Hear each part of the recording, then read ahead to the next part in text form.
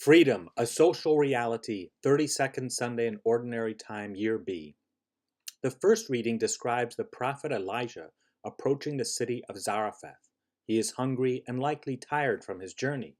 Seeing a woman gathering wood for a fire, Elijah calls out to her and asks for a little water and some bread.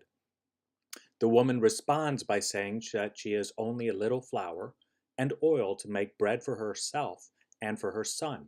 Afterwards, they will run out of food quickly and will consequently be at risk of starving to death. Not deterred by the woman's response, Elijah promises her that if she trusts him and gives him a little bread, God will provide enough food for her and for her son. Surprisingly, the woman trusts Elijah and believes that God will provide. She then makes bread for Elijah and gives it to him. In return, God provides for her needs. In order, though, for this to happen, she had to free herself from some of the few possessions she owned, in this case, flour and oil. The Gospel passage describes another woman of faith who similarly frees herself from some of the few possessions she owned, 2 small coins, which was all the money she had.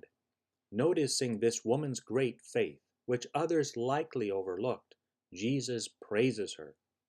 Today, we are invited in the celebration of the Eucharist to free ourselves from what we own. For some of us, this will be by way of giving some money to the church.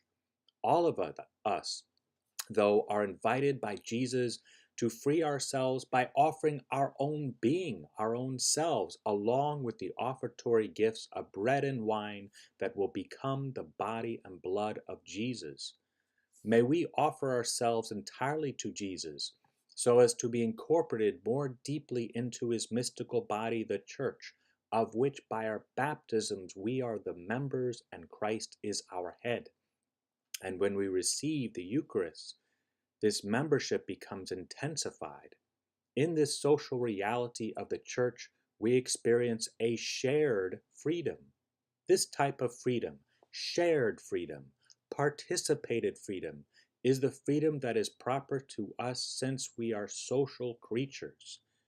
We were not created by God to live out freedom in a way that we can do anything we want, even if it might mean someone else gets hurt.